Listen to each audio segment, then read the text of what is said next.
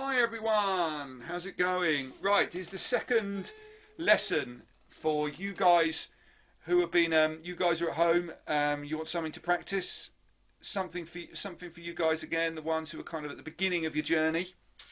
Just wanted to talk a little bit today. I know last time we talked a lot about techniques, and I hope you've been practicing your single strokes and double strokes and your paradiddles. Hope you've been doing that this week. That you've got to try and keep doing them all the time. I do them now. I'm always practicing them in some shape or form. I use them a lot in playing, so why would I not practice them? Might as well get it right. Today I wanted to talk to you about something which is called the idea of this is it's the importance of the rock beat. Okay, I know I bang on about this whenever we're doing lessons. I'm always talking to you about making sure, what do we call it? Some people call it the quaver beat. Yeah, or some people might call it, we call it the 1, 2, 3, 4 beat. I sometimes call it that with people. 1, 2, 3, 4. 1, 2, 3, 4. 1, 2, 3, 4. Now, I know that's a simple beat. It's not like the most complicated thing in the world. I know that. I understand that. I get it. It sometimes seems like, well, why are we not changing it? The thing is, it's so easy to change it if you want to. Start playing the odd bass drum in a different place. Bass drum's on the first two notes.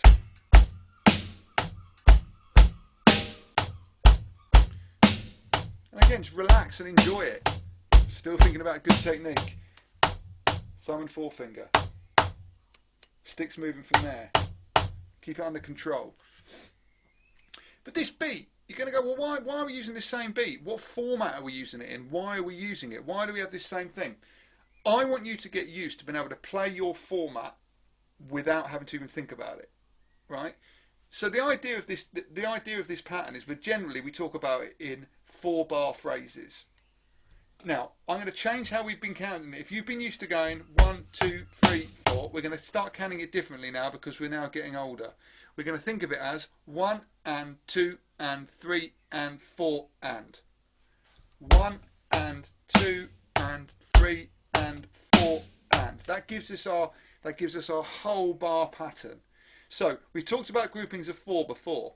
4 before, that rhymes.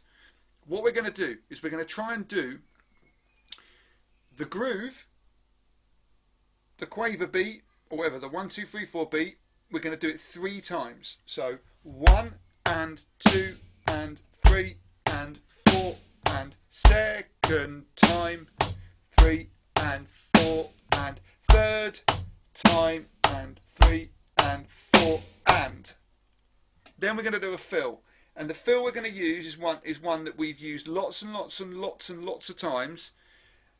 And we're going to use this idea of coffee, coffee, cappuccino, tea. Okay? Coffee, coffee, cappuccino, tea. Coffee, coffee, cappuccino, tea. Do it with me. Coffee, coffee, cappuccino, tea. Do it with me. Coffee, coffee, cappuccino, tea. One more time. Coffee, coffee, cappuccino, tea. Good. So now you've got that under your belt. We can put it with the groove.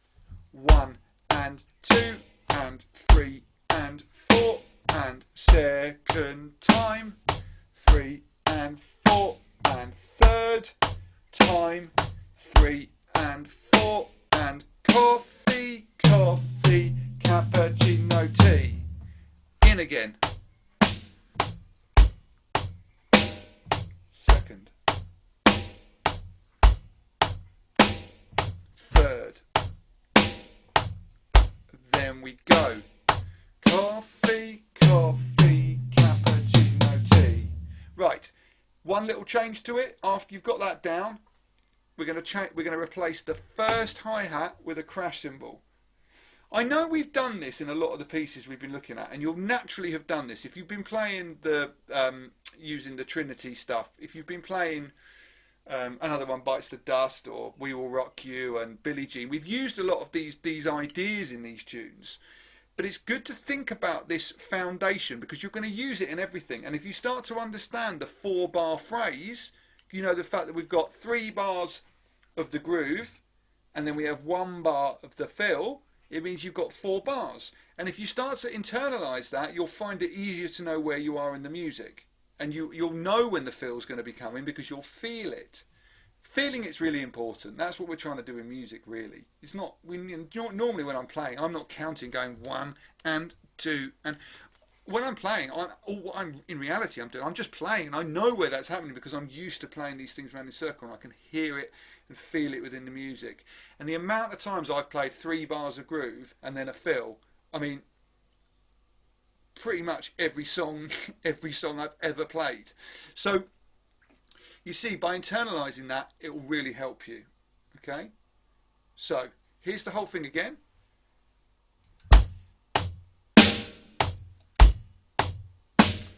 Second time. Third time. Then we do the fill and coffee, cappuccino, tea. Once you've got it right, as I was about to say, you're going to have the crash cymbal on beat 1. Hear that? So instead of the first hi-hat, it's there with the bass drum. You'd normally go hi-hat and bass drum together. Instead of that, crash. First time only though. Second time we don't need it. It's going to get far too splashy if we do it every time. Third time. Then we do the fill, coffee, cappuccino, tea, and second time. Third time.